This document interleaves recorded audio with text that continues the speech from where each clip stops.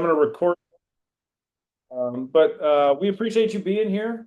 It's good to see familiar faces.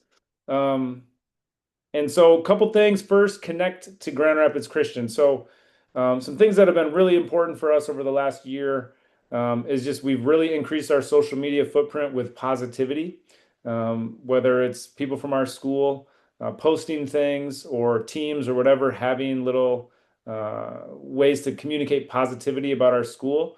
So you can look at, Instagram or Facebook or GR Christian Eagles on Instagram and those sorts of things, and look us up and follow. And as you see things that are happening in the district, like them, share them, promote positivity. We want more people to be drawn to this place, and you can help us do that well. So please positively help us on social media. Another thing you can do, which is a great thing to get started with if you haven't already, is be part of the Eagle Sport Report. It's about the high school athletic programs that all these kids will eventually be part of. So we want you to get connected to that. Or you want to email Carolyn Grundyke to get connected to that. So in the chat, you can even do this while we're talking, but in the chat, I'm just going to write her email and you can send her a note. We have over 2,500 people on the Eagle Sport Report every day. And so that goes out every single day of the school year. If you just uh, email her, she'll get you on the list. So that's just, stay connected on what's going on in the school system.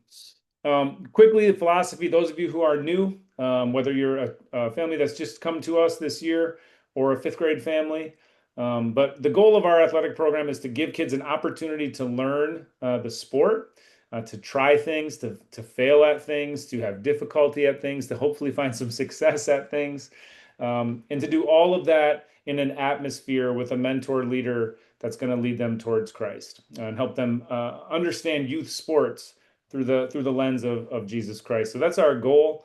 Um, our coaches want to be part of that. Our coaches want that to do that first and foremost. And hopefully we can win as we do it. But the goal is to give them opportunities to learn and grow at the sport they're interested in. Hopefully enjoy that sport more, develop friendships, and but most importantly to learn about their faith through sport. So that's kind of our idea. We do that with 3 C's in our school. You maybe heard of this: Christ, community, and commitment. Christ is that we put Christ at the center of everything. Commitment is we're better together. And community is that we're better together. And then commitment is that we're passionate and live a life of purpose. And so those things come through sports, they come through the classroom. Hopefully, they come through our parents as well. So our soccer program, we have a fifth through eighth program. In fifth and sixth grade, we try to split the kids up as evenly as we can. It's a combined fifth and sixth grade team. So we take all the kids in fifth, all the kids in sixth, watch them together, and then we'll end up splitting them into 2 teams where we try to have, an equal amount of talent on each of the 2 teams. And then we enter them into the Graciac League. We will play other teams that are fifth and sixth combined teams. The seventh and eighth graders do the same thing. So they meet over at Evergreen's campus on the big soccer field where we play all our games. For fifth and sixth and seven, eight is all at Evergreen for games when we play home. And they play there. We're going to split them into 2 teams. And so they'll also try to get equal groups as best they can. And figure out, manage how all that will work together. But they'll be doing the same thing at seventh and eighth, and then we enter them into the Graciac League, where we play in both in both the 5, 6, 7, 8. We play 8v8 soccer. Okay, so it's a little bit smaller field. There's a lot of good touches. There's much more opportunity for kids to get a chance to be a part of the game in that scenario, and so we're excited to get this going, but we'll have 2 teams at each level. And just so that you're familiar, we do play against other schools all the time. Those of you who are new, we hire the coaches, like the athletic department hires the coaches, a lot of times with your help, and sometimes we hire parents, right? If they're qualified, want to do it, pour into our kids. And so we do have a mixture of parents who are excited about being a coach this year. We have a current parent as one of the seventh and eighth grade coaches. We have a current parent as one of the 5, 6 coaches. Actually, 3 current parents as the 5, 6 coaches. So we're excited to have parents involved in leading our kids. You guys understand what we're all about, and you're passionate about it, and they're equipped to also lead the team. Time requirements for this, fifth and sixth grade is typically 3 days a week. of participation. Sometimes four, just depends on if the schedule's a little funny and we end up with like a Thursday, Saturday, Monday game or something weird like that. We might try to sneak an extra practice in there because it's never great to play 3 games in a row without a practice. So, largely we try to stick to 3 days a week, but every once in a while there may be a fourth. But our commitment is to try to do at least three. In seventh and eighth grade, we try to do 4 days a week, and that includes games. So if you have 2 games in a week, 5, 6 would have one extra practice. If you have 2 games in a week for 7, 8, you'd have 2 extra practices in there too. So that's kind of our time commitment is 3 days and 4 days a week as we move up this kind of stair step approach from recreational sports to 5, 6, which is kind of a step up, 7, 8, a little bit more of a commitment, a little higher level, and then obviously high school is at the top of the ladder with competitiveness, commitment, time commitment, all of those things. And so again, we're trying to walk our way into that. So with all that said, everybody gets to participate. There's a place for everyone in Grand Rapids Christian Athletics. And so we don't do any cuts. We just form teams. We try to make as many teams as make sense for our numbers. And so everybody gets to do it, whether you're a beginner or not. The team formation will take place the week of the 25th. And so that will be Monday, Tuesday, Wednesday for both groups, I believe. Mr. Voss said he sent out an email to the 7th and 8th grade group already. I didn't see that email yet. I'm seeing him tonight in the coach meeting after this, so I'll confirm that. But 5 and 6 for sure. Your practices are always at Grand Rapids Christian Middle School, right behind the gym there on that field. And those are 5 to 6:30 practices typically. And those for the team formation will be Monday, Tuesday, Wednesday, 5 to 6:30 behind Grand Rapids Christian Middle School's gym. And for 7th and 8th grade, those will take place at Evergreen after school, 3:15 to 5 o'clock. And so some of you might be thinking, how do the kids get to Evergreen? So 7th and 8th graders for practices, Jim Voss and the coaches will be teaching them the way to walk there. They take the sidewalks and the crosswalks the whole way. Now, after school, there's always crossing guards at the intersections. So as long as they stay on the sidewalk and follow that, there's a crossing guard that will meet them at an intersection and safely get them across, and then across again over to IHM, and they'll kind of walk through IHM to get to Evergreen. And so that's the practice of the 7th and 8th graders. And I'm going to tell you right now, if your child can't follow those rules, you'll have to pick them up and bring them after they have a little time off. Okay, so make sure you remind them this is not a time to be funny or screw around. We had a kid try to be funny one year. He ran across the middle of Burton Street. Nothing happened to him except that he lost his privilege to play soccer for a little while because he couldn't follow the rules. So please make sure that we have the kids safe. Remind them to follow the rules of walking on the sidewalks, not in people's yards, and to use the crosswalks. And our coaches will do a good job of training them. And so that's why I'm confident to say, if your child doesn't do that, we're going to have to give them a little time off. Okay. So make sure that you're talking to them about that. For coaching, after the teams are made, first of all, does anybody have any questions at this point? If you have any questions, you can write them in the chat box below, and I'll kind of check that. Otherwise, you can unmute yourself and ask when I stop at these points. But hopefully that gives you a good sense of kind of where we're started. For the coaching part, the kids will be split into 2 teams at their grade levels. Once that's done, you will have your information loaded into TeamSnap, okay? And so TeamSnap is how we communicate. If you're new to us, it's an online web thing. It's on your phone. It can be on your desktop, but you'll be invited to TeamSnap by your coach, and then your schedule will be there. You'll get reminders from there, and your coach will be sending you emails that will go to your inbox from TeamSnap. And so that's the main way to communicate, okay? And so they'll be doing that for you. Does someone have a question? Okay, I thought I heard somebody talking. Okay, so they'll be doing that for you. Until then, Coach Voss will communicate with all 7th and 8th graders, and Coach Matt Jen or Jimmy David will be communicating with all of the 5th and 6th graders about what to expect that week. But once the team formation is done, you'll be invited to a team, so accept that invite. You can add as many communications as you want to that so that anyone in your family that you need to get information about the season can get it. Okay. But that's how we're going to communicate. If you have questions, the best person to go to is the coaches that email you. Okay. So if it's during tryout week, respond to those emails to the coaches. They're able to help you. Once you have your dedicated coach for the rest of the season, respond to their emails or send them messages through TeamSnap and they'll be able to respond to you. I love all of you, but I can't take all of your questions all the time from all of the different places. And so just remember, like your coach is your first point of contact. If they're having trouble answering one of your questions, they'll help. They'll get with me. Okay. All the game schedules will be loaded directly into TeamSnap for you with reminders and with addresses for the locations. So if you have any worries about where these games will be, you can just find it all on TeamSnap. Any questions about like who to communicate with or schedules or anything like that? Okay. So let's talk about coach, right? Coach is going to be your main point of communication. And at our school, we are very interested in partnering with parents. It's what makes our school great, is that we don't push our parents away. Parents usually treat our coaches with a lot of respect. And it's what makes our school great is that we work together. We don't work against each other. We work together to partner. Like I said, in Christ Community Commitment, we're a community and we're better together. All the highest performing athletic programs in the country have positive parent engagement. And so we need you to also partner with us. So, a couple of things for you to consider as we think about coaching. Okay. Number one, getting coaches is very hard. Okay.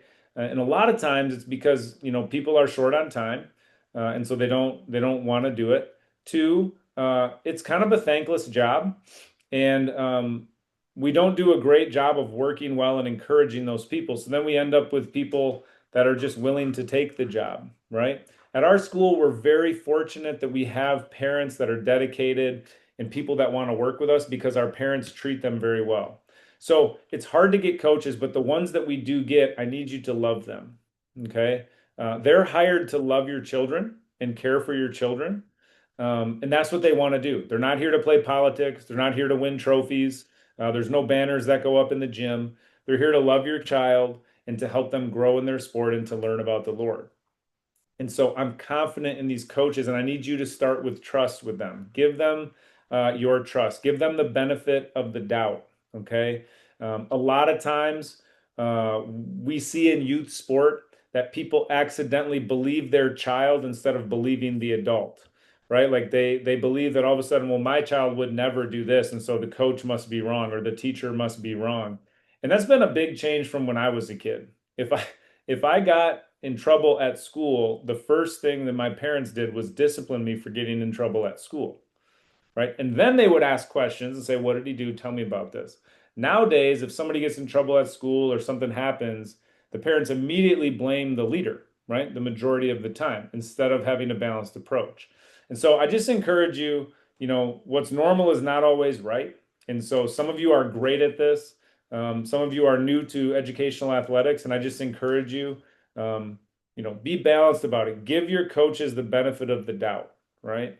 That they're trying to do things the right way. They're not going to be perfect, just like your child, okay? And just like you want a coach to be patient and kind and focus on the positives that they bring to the team and then help them correct their negatives in a good way, I really need you to do the same for our coaches. In soccer this year, we're really lucky that every single coach we have is an extreme veteran coach. Like Jim Voss has been coaching soccer for decades and he's fantastic at it. Lindy coaches our high school. Lindy Fine coaches at our high school. She's been coaching for years. She's coaching our middle school for years, boys, girls, everything. And she's a high school. It's incredible. Jimmy and Matt have coached so many years. And so you guys are so blessed in our soccer program this year to have these veteran coaches that you can trust and give benefit of the doubt to. We all want the kids to have a great experience. And I want to remind you that sometimes great experiences include challenges, difficulty, failure, and overcoming those things. And that might be a challenge from the coach. It might be challenges with other kids on the team. It might be losing a game or making a big error in a game. And then maybe that doesn't go well. And those things are all part of a good experience because there's no great movie that's like, hey, we're the best. Everything went perfect and we won. Nobody watches that story, right? No one cares about that story. Every great story, including our own, is filled with those challenges and difficulties and overcoming obstacles and having those low moments that we can turn into something better. And that's where we want to partner with you on what a great experience actually is. And so please remember that those things are all part of it. And as your child wonders about playing time or strategy, the best thing you can do instead of saying, yeah, that coach doesn't get it, is, well, what do you think could happen or what could be different? Or ask them, like, what do you think you need to do to get more playing time? Or what do you think you need to do to talk to coach about that? And teach your child now while they are young, as it says about teach them, and they will not turn from it. Teach them to own their moments and also to be okay with the struggle and the challenge that exists. Okay. So if others come to you about coach and they're saying things like, did you see what coach this? And did you? And it's that thing. Nobody wants to be talked about behind their back, including you, right? So if you hear that, you can say, what did you say to coach? Or did you ask coach about that? Or what did you say? What did coach say when you asked them about that? Kind of direct them back to coach, right? I know you want to kind of be in that space with them, but at the same time, it's not the best way for us to move forward. So make sure that you think about that. And as we talk about approaching coach, a couple of things I just want to remind you of. I coach sports for this is my 36th season this year. Okay, I'm a varsity golf coach. I've coached basketball, track, baseball, um, soccer, everything under the sun for the last 20 years of my educational career. I'm afraid of parents as a coach. I've had the opportunity to win two state championships as a golf coach, had the opportunity to get a runner-up a couple times with basketball and golf. So I have coached at the highest levels some of the best players. And you think, oh, when you do that, it must be easy. No, I still am afraid every time I get a text or an email from a parent. And the reason I share this with you, I want you to know that what might seem quick and flippant to you or a quick question to you, be careful how you do that because we have been conditioned to fear parent interaction. They're always much stronger on here than when they are in person. And also, those moments in person, I'd encourage you, don't do that before a practice, after a practice, before a game, after a game, because coaches aren't thinking about whatever your singular focus has been the entire day of how you're going to approach this. They have no idea that you're going to talk to them. And then they're also thinking about the kids on the team and the game and what just happened in the game and all these other things. There is very little chance that you're going to have a productive conversation with a coach when you walk up to them and surprise them if it's something important. So, my encouragement is if you want to talk to someone, that's always best. Set up a meeting, tell them what you want to talk about so they have an opportunity to be in the right space, right? You would want that as a parent. If I wanted to meet with you, you would want to know, well, what are we going to meet about? When would you like to do that? So that you have a chance to prepare for those moments. And so again, we're just trying to look reciprocally there so that we can partner well together. And so, if you're going to communicate with a coach, make sure you set it up with them so they have a good opportunity to do well with you. If somebody is talking about coach behind their back and they ask you to get in on that, just say, hey, what did you say when you asked coach about that? Or what did coach say when you asked them about that? Drive them back to where that issue is. And so hopefully that makes a lot of sense about how to help coaches do a good job in those situations. Like I said, we have veteran coaches in this, and they're going to do a great job, but they'll do their best for you and their kids if you give them some time to think about what they're going to do and be prepared for things. Okay. I want to show you playing time. Um, I have a sheet here that kind of talks about playing time. So if you were part of our recreation program um, at Grand Rapids Christian for soccer,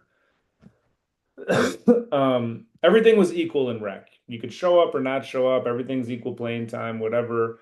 You kind of do what you want. If you want to coach from the sideline, it doesn't really matter. It's just kind of do whatever. My kids just went through rec. It's kind of the culture that I see. When it comes to the middle school, those things are a little bit different. So number one, don't coach from the sideline. Okay, the kids don't know who to listen to when they have to respond to the coach and what the coach is trying to get the team to do because they're working with the team every day, and you're on the other side trying to tell them something else. And they don't want to disappoint you because they got to go home and see you or they got to ride home with you. But if they listen to you instead of the coach, then they're going to be in trouble with coach.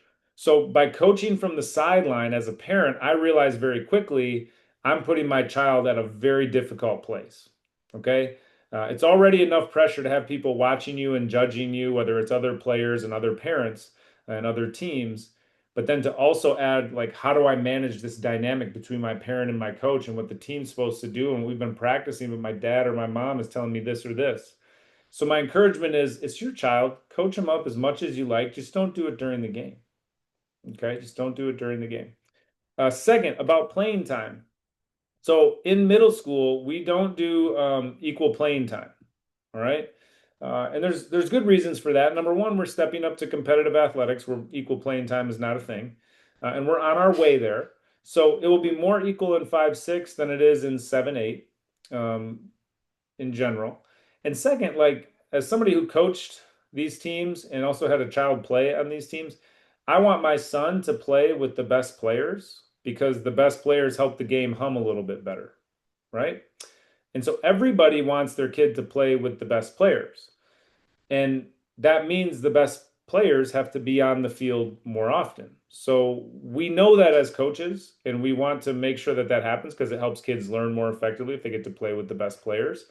But at the same time, if the best players aren't giving a good effort or they have a bad attitude or they're taking it out on their team or something like that, they're going to sit as well. Just because you're the best doesn't give you the chance to play every second. You have to keep earning that opportunity. So the coaches know that it won't be equal. The coaches know the better players can play more if they continue to earn that. And if they show up to practice on time, have a good attitude, do the work, and that the best players should also sit if they're not having a good attitude, showing up, doing their best, treating people well. Okay, so hopefully you can kind of understand all that goes into how kids play as much as they do or do not play. Okay, so but this is basically that Graciac, our league, doesn't mean it. It requires that every kid play 15 minutes a game. Our goal is to beat that for every kid in every game. And we usually almost never violate that rule and almost always beat that minimum for all the kids. Okay, they're 30-minute halves. And so we're able to beat that pretty much every time. And you can see here playing time not as equal in eighth as it is in fifth. And the coaches get to decide that. Now, I want to be very clear that in fifth through 12th grade, parents do not have an opinion in how much a child plays. That is not something you're going to talk to coach about. Okay. Um, it's not your place. You're not there. You didn't volunteer to coach. You didn't interview to coach. If you wanted to be involved in that situation, then you should have been a part of the coaching process. Instead, you're in a support role. And support roles don't tell coaches how much kids play, okay, or what position they should play. You can certainly ask a question or two if you would like. If it's really bothering you, I'd encourage you don't bring that energy to coach. You can ask me about it and I can look into it. But at the same time, it's the best thing you can do is to just learn how to talk to your child about the things they can control to do better. And that includes teaching them to talk to their coach about it and ask about it and try to understand what's happening. But please hear me very clearly. Fifth through 12th grade, you don't have an opinion on playing time or strategy for the teams that your child is on. That's what we're trying to do as coaches and athletic staff. Okay. And I know that some of you are exceptional soccer players. There's someone in here that I'm looking at right now. I'm not going to point him out, but man, incredible player that I've had the joy of watching. I wish this person would coach for us because they have knowledge that we would love to have a piece of. And so, I know that. And I coach basketball, right? And I played basketball. And so I know a lot about it, but I have to allow the coach to do what they're going to do. And if there's an appropriate way for me to engage the coach at some other time, then maybe I'll try to do that. But I can tell you, even I, who's coached NBA basketball players, been fortunate enough to do so, I don't mess with what the coach is trying to do. It's not that big of a deal, number one. And two, they're just building skills and learning. So hopefully you can remember that. As fans, there's no fees for soccer. Conduct on the sideline, we already talked about not coaching your kid. Treat people kindly, both teams. Cheer for both. Don't give the ref a hard time. We have a very hard time getting officials. Sometimes we have to cancel games because we don't have enough. So the last thing we want to do is argue with them and make them feel bad, right? We putting Christ on display when we show up and cheer for our kids. And if the way we put Christ on display is to belittle and yell at officials all the time about how bad they are, we ain't putting Christ on display very well. Okay? Everybody has an opinion of Grand Rapids Christian, and I'm going to tell you what. Sometimes it's not the best opinion, but we sometimes earn that by the way that we behave as fans or we behave as players and coaches. And so we work very hard as an administration, working with our leaders on that. And you are leaders, right? You as the parents are leaders, and so you're a part of that process that we work together. Be positive with people. If the ref is the worst ref you've ever seen in your life, when you're done with the game, shake their hand and say, "Thank you for officiating today. We are so happy to have a game." You don't have to thank him for being an excellent official, but thank him for being there so that we could have a game, right? We don't have one without them. I would love, my dream for our community is that when people get assigned a Grand Rapids Christian sporting event, that they say, "Oh, yes, I want to go there," because they know our parents are good. They know our coaches treat people well. They know our kids play with respect and honor, that they are excited to get our game. All right. And so you get to be a part of that, and make sure that you have fun. Okay. I tell our coaches this all the time. If you're not having fun, if you're not smiling, if you're not enjoying the ups and downs, the kids aren't either. And the reason they do this, especially in middle school, the national study shows 90% of middle school kids do middle school sports because they want to have fun. They just want to smile with their friends. So don't treat it like it's the World Cup. Encourage them, have fun, help the coaches do the same, and make sure that if you're doing that, then your kid has a chance to do it. And I'll give you one last tip for free on the car ride home. Just tell them that you had a lot of fun watching them play today. Let them come back to you with, "Did you see this?" or "Did you see this?" And then you can talk to them. But try to just let them own that conversation. The sooner we can learn that as parents, um, the better off that we're going to be.